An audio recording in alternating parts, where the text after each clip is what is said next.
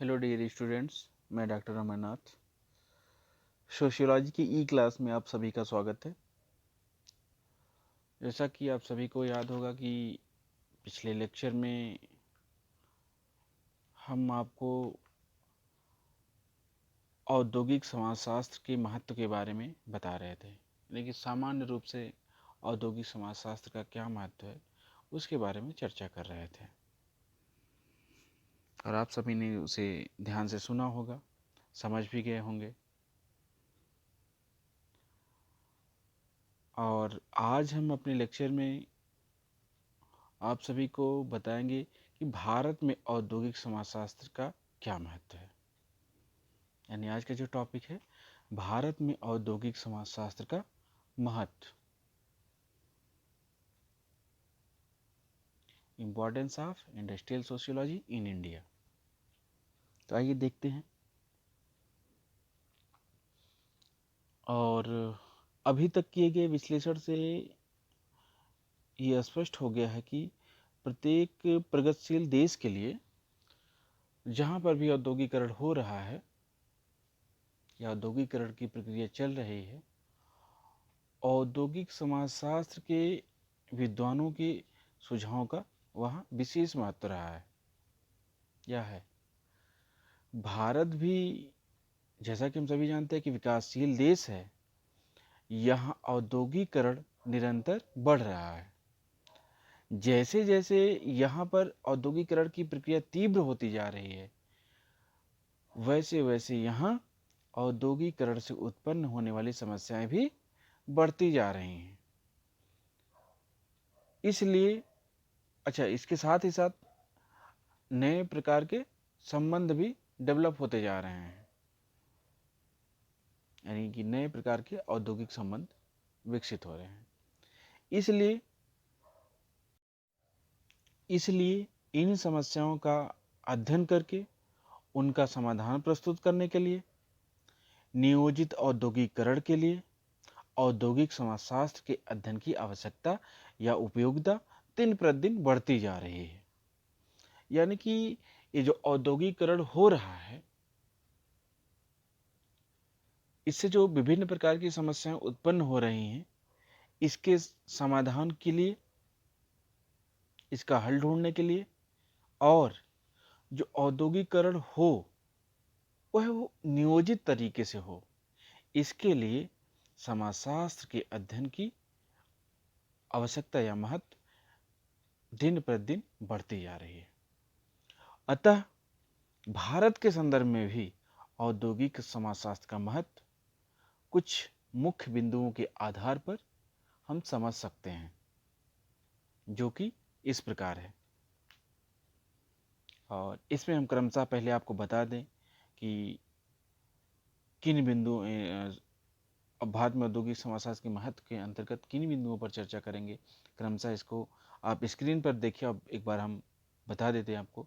पहला है भारत सरकार के लिए महत्व, दूसरा है उद्योगपतियों के लिए महत्व, तीसरा है श्रमिक वर्ग के लिए महत्व, चौथा है पारिवारिक सामंजस्य स्थापित करने में सहायक, यानी इसकी क्या भूमिका है। नेक्स्ट है स्वचालन संबंधित समस्याओं के लिए सुझाव प्रस्तुत करने में भूमिका। छठा है मालिक श्रमिक संबंधों में सहायक। नेक्स्ट है औद्योगिक प्रबंधन में सहायक। नेक्स्ट राष्ट्रीयकरण में सहायक। नेक्स्ट विवेकीकरण में सहायक। नेक्स्ट है नगरीकरण की प्रक्रिया के नियोजन में महत्व या भूमिका। नेक्स्ट है राष्ट्रीय शांति व प्रगति में भूमिका। नेक्स्ट है अंतर्राष्ट्रीय संबंधों में सुधार। नेक्स्ट है कि ये जो अभी ऊपर बताए गए, इसके अतिरिक्त कुछ अन्य महत्व भी हैं, तो लास्ट में उसको हमने रखा है अन्य महत्व। इसके अंतर्गत जो ऊपर बताए गए हैं जो बहुत सारे महत्व हैं, उसके बारे में इसमें हम बताएंगे आपको। तो आइए पहले बिंदु पर चर्चा करते हैं, यानी कि भारत में औद्योगिक समाजशास्त्र का जो महत्व है, इसमें जो जिन बिंदुओं को आधार बनाया गया उनमें से जो पहला बिंदु है वह है भारत सरकार के लिए महत्व। देखिए इसमें क्या है, सुनिए। भारत में मानव शक्ति एवं अन्य प्राकृतिक संसाधनों का अभाव नहीं है। इन साधनों का समुचित प्रयोग करने के लिए सरकार नए उद्योगों की स्थापना एवं पुराने उद्योगों के विस्तार के लिए या नवीनीकरण के लिए योजनाएं बना रही हैं। औद्योगिक समाज की क्या क्या समस्याएं होती हैं तथा उनके क्या कारण होते हैं, इसकी जानकारी होने पर उद्योगों की स्थापना करते समय या पहले से ही उद्योगों के स्थापित होने पर विद्यमान समस्याओं के समाधान के लिए सरकार आवश्यक नियम बना सकती है या जरूरी कदम उठा सकती है। भारत जैसे देश में श्रमिकों की आर्थिक एवं सामाजिक सुरक्षा तथा उनके कल्याण के लिए कार्यक्रम बनाने व आवश्यक अधिनियम बनाने में औद्योगिक समाजशास्त्र का अध्ययन महत्वपूर्ण योगदान देता है। भारत जैसे देश में औद्योगिक समाजशास्त्र सरकार को उचित कार्रवाई करने या उचित कदम उठाने के लिए मार्गदर्शन प्रस्तुत करता है। तो इसलिए कहा जाता है कि औद्योगिक समाजशास्त्र भारत सरकार के लिए एक विशेष महत्व रखता है। दूसरा पॉइंट है उद्योगपतियों या उपक्रमियों के लिए महत्व। आइए देखते हैं इसके अंतर्गत क्या है। तो भारत में उद्योगपतियों के लिए औद्योगिक समाजशास्त्र का भी विशेष महत्व है। उद्योगपतियों तथा प्रबंधकों के समक्ष विभिन्न मानवीय समस्याएं उत्पन्न होती रहती हैं, क्योंकि हम देखते हैं कि जो उद्योगपति होते हैं, जो उद्योग को चलाते हैं, जो प्रबंधक होते हैं, प्रबंधन का काम देखते हैं, उनके समक्ष विभिन्न प्रकार की मानवीय समस्याएं जो कारखानों के अंतर्गत, उद्योगों के अंतर्गत होती हैं, कंपनियों के अंतर्गत होती हैं, हमेशा उठती रहती हैं। उनके सामने मानवीय समस्याएं आती रहती हैं। इन सभी के अध्ययन से, यानी जो समस्याएं, मानवीय समस्याएं उत्पन्न होती हैं, इन सभी के अध्ययन से हमें यह ज्ञात होता है कि औद्योगिक संघर्षों या औद्योगिक विवादों के क्या कारण हैं, उनका समाधान या उन्हें कम कैसे किया जाए, श्रमिकों की कार्यक्षमता पर श्रम की दशाओं का क्या प्रभाव पड़ता है, श्रमिकों को नेतृत्व कैसे या किस प्रकार प्रदान किया जाना चाहिए इत्यादि। यानी कि इन सभी का अध्ययन औद्योगिक समाजशास्त्र करता है। अतः औद्योगिक समाजशास्त्र का ज्ञान भारत के उद्योगों से संबंधित सभी लोगों का होना, यानी जो औद्योगिक समाजशास्त्र का ज्ञान या अध्ययन है, भारत के उद्योगों से संबंधित सभी, यानी कि भारत के जो उद्योगों से संबंधित सभी लोग हैं, उन सभी को इसका ज्ञान होना अत्यंत आवश्यक है, जिससे जो उद्योग होते हैं, कारखाने, कंपनियां होती हैं, वो उचित तरीके से, सही तरीके से संचालित होती रहे, क्योंकि इसके अभाव से उत्पादन की मात्रा और किस्म दोनों प्रभावित हो सकते हैं। यही नहीं, बल्कि विनियोजित पूंजी का सर्वोत्तम उपयोग करने के लिए औद्योगिक समाजशास्त्र का अध्ययन अति आवश्यक है। तो इसलिए हम कह सकते हैं कि औद्योगिक समाजशास्त्र का ज्ञान या अध्ययन उद्योगपतियों या उपक्रमियों के लिए एक विशेष महत्व रखता है। अगला पॉइंट है श्रमिक वर्ग के लिए महत्व, यानी कि श्रमिकों के लिए औद्योगिक समाजशास्त्र का क्या महत्व है। आइए देखते हैं इसमें। यह विज्ञान यानी औद्योगिक समाजशास्त्र श्रमिकों के लिए भी विशेष महत्व रखता है। यह औद्योगिक समाजशास्त्र हमें यह बोध या ज्ञान कराता है कि उद्योगों या कारखानों की प्रगति के लिए श्रमिकों के कार्य की दशाएं, सुरक्षा एवं कल्याण की व्यवस्था, श्रम व प्रबंधकीय संबंध किस प्रकार के होने चाहिए, श्रम संघों के माध्यम से किस किस प्रकार की मांगों की पूर्ति के लिए आवाज उठाई जाए, अर्थात श्रमिकों की क्या क्या न्यूनतम आवश्यकताएं हैं जो कि उद्योगपति द्वारा पूरी की जानी चाहिए।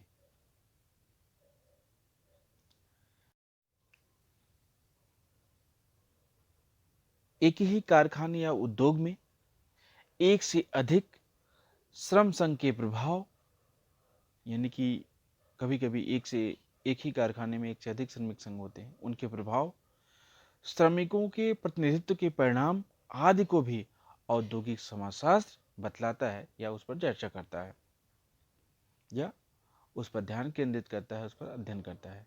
अतः श्रमिकों एवं प्रबंधकों के मध्य अनुचित विवाद उत्पन्न न हो, यानी जो श्रमिक हैं और प्रबंधक होते हैं उनके मध्य बिना मतलब का या बेफजूल विवाद उत्पन्न न हो तथा संबंध ठीक बना रहे, स्वस्थपूर्ण बना रहे, इस दृष्टिकोण से भी या इसके लिए भी भारतीय श्रमिकों के लिए इसका ज्ञान उपयोगी है।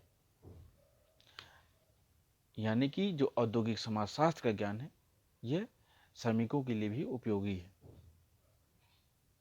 भारत में श्रम कल्याण एवं सुरक्षा की दृष्टि से अनेक सुधार करने की आवश्यकता है, जिसके लिए औद्योगिक समाजशास्त्र का ज्ञान या अध्ययन महत्वपूर्ण भूमिका निभा सकता है। अगला पॉइंट है पारिवारिक सामंजस्य स्थापित करने में सहायता प्रदान करता है, यानी पारिवारिक सामंजस्य स्थापित करने में सहायक। यद्यपि हम सभी जानते हैं कि भारत में विद्यमान संस्थाओं में या भारत में परिवार का विशेष महत्व है,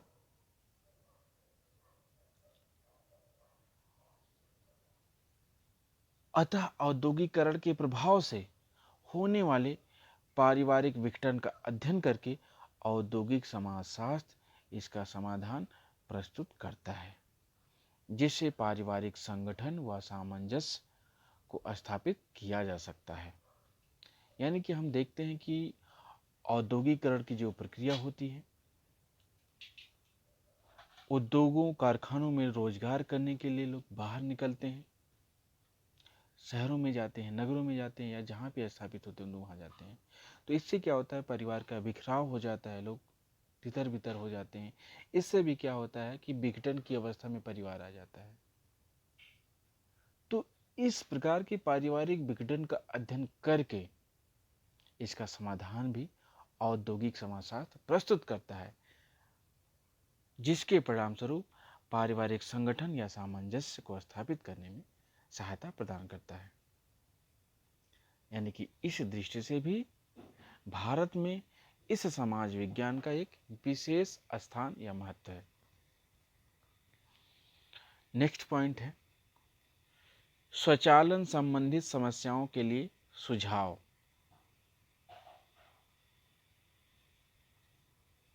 स्क्रीन पे भी देखते रहिएगा, पॉइंट लिखा हुआ है, जहाँ पे कन्फ्यूजन है देखते रहिए उस पर। यानी कि जिस पांचवा पॉइंट है स्वचालन संबंधित समस्याओं के लिए सुझाव।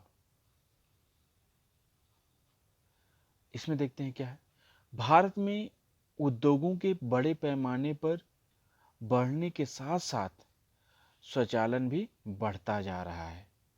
स्वचालन हम देखते, आप सभी ये जानते हो, सुनते होंगे अक्सर लोगों से, सामान्य जन से सुनते होंगे कि automatic machinery, automatic machine, automatic विभिन्न प्रकार की जो है डिवाइसेस आ रही हैं और उद्योगों कारखानों में प्रयोग की जा रही हैं। इन स्वचालित मशीनों के बढ़ने से बेरोजगारी में वृद्धि हो रही है। वो अलग बात है कि उद्योगों और मालिकों के मुनाफे में या उनके लाभ में बढ़ोतरी हुई हो,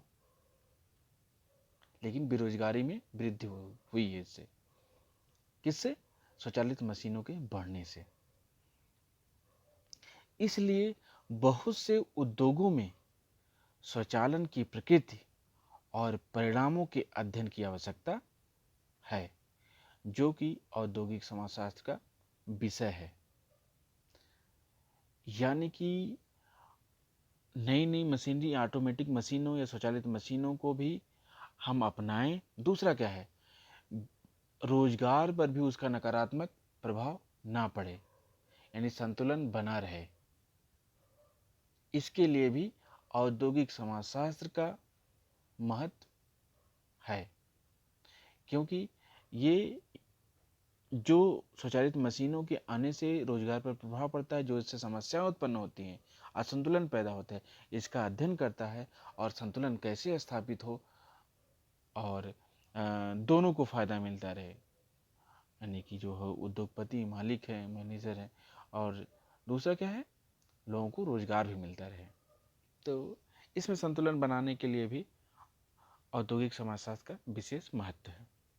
नेक्स्ट पॉइंट है मालिक और श्रमिक के पारस्परिक संबंधों में सहायक। फिर से सुन लीजिएगा, मालिक और श्रमिक के पारस्परिक संबंधों में सहायक। देखिए इसमें क्या है, औद्योगिक शांति और प्रगति मालिकों और श्रमिकों के अच्छे संबंधों पर निर्भर है। ये जाहिर सी बात है, ये हम सभी लोग अगर इस पर चिंतन करें तो।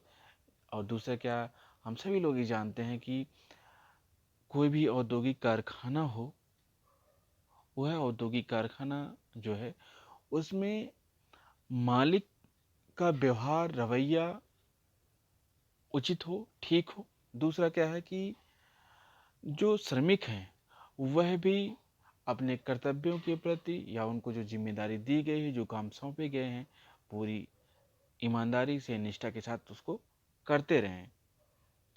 यानी कि जो दोनों का अच्छा व्यवहार होगा, तो जब अच्छे व्यवहार के माध्यम से जब दोनों के संबंध बनेंगे, तो इसके माध्यम से क्या होगा, उद्योगों कारखानों में शांति और प्रगति दोनों चलायमान रहेगी।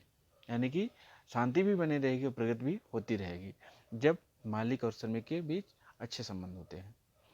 इन संबंधों को अच्छा रखने के लिए अनेक कारकों पर भी ध्यान देना आवश्यक है, क्योंकि ऐसे नहीं होगा, क्योंकि ऐसे कह देने से ही यह सिद्ध नहीं हो जाता या वहाँ शांति और प्रगति नहीं होने लगती है, अच्छे संबंध नहीं हो जाते, बल्कि कई ऐसे पहलू होते हैं, कई ऐसे कारक होते हैं जिन पर ध्यान देना आवश्यक हो जाता है। जैसे अगर हम बात करें तो वेतन की दर क्या हो, काम करने की दशाएं, यानी कि जो श्रमिकों के काम करने की दशाएं, उनकी परिस्थितियां हैं, वो कैसी हों। नौकरशाही का व्यवहार, यानी कि जो प्रशासन है उसका व्यवहार कैसा हो, प्रशासनिक अधिकारी। नौकरी की सुरक्षा, जो लोगों के रोजगार है उसकी सुरक्षा कैसी हो, कैसे उसको सुरक्षित किया जाए, संरक्षित किया जाए। श्रमिकों के आवास की व्यवस्था, नहीं जो श्रमिक काम कर रहे हैं उद्योगों कारखानों में, उनके रहने की, आवास की भी व्यवस्था। और जो भर्तियां होती हैं उसकी वैज्ञानिक या सही पद्धति हो। ये सभी जो हैं, ये विभिन्न प्रकार के कारक हैं जिस पर ध्यान देना आवश्यक है, जिसके माध्यम से श्रमिक और मालिक के बीच अच्छे संबंध बने रहते हैं। इन सभी का अध्ययन औद्योगिक समाजशास्त्र में किया जाता है या औद्योगिक समाजशास्त्र का विषय वस्तु है, जिससे प्राप्त ज्ञान व सुझाव मालिकों और श्रमिकों के मध्य निश्चित ही सहायक सिद्ध है होगा, उनके बीच अच्छे संबंध को स्थापित करने। यानी कि जो इन सभी कारकों का अध्ययन औद्योगिक समाजशास्त्र करता है, इसके माध्यम से जो ज्ञान प्राप्त होता है, जो जो समाधान ढूंढा जाता है, इसके माध्यम से या इसके सुझाव से मालिक और श्रमिक दोनों के बीच निश्चित रूप से अच्छे संबंध बने रह सकते हैं, या इनको बनाए रखने में महत्वपूर्ण भूमिका निभा सकता है औद्योगिक समाजशास्त्र। तो भारत में औद्योगिक समाजशास्त्र के महत्व की व्याख्या करने के लिए हम 6 पॉइंट्स पर व्याख्या कर चुके हैं, या 6 पॉइंट्स की जो है विवेचना कर चुके हैं, विश्लेषण कर चुके हैं। अब आगे के बचे हुए बिंदुओं की व्याख्या विश्लेषण जो है हम अगले लेक्चर में करेंगे। तो आज जो हमने पढ़ाया आपको समझ में आ गया होगा। आप सुनिएगा, उसको समझिएगा ऐसे, जिससे आपको स्पष्ट हो जाएगा। और बाकी बचे हुए बिंदुओं पर हम नेक्स्ट लेक्चर में चर्चा करेंगे। आज यहीं तक, धन्यवाद।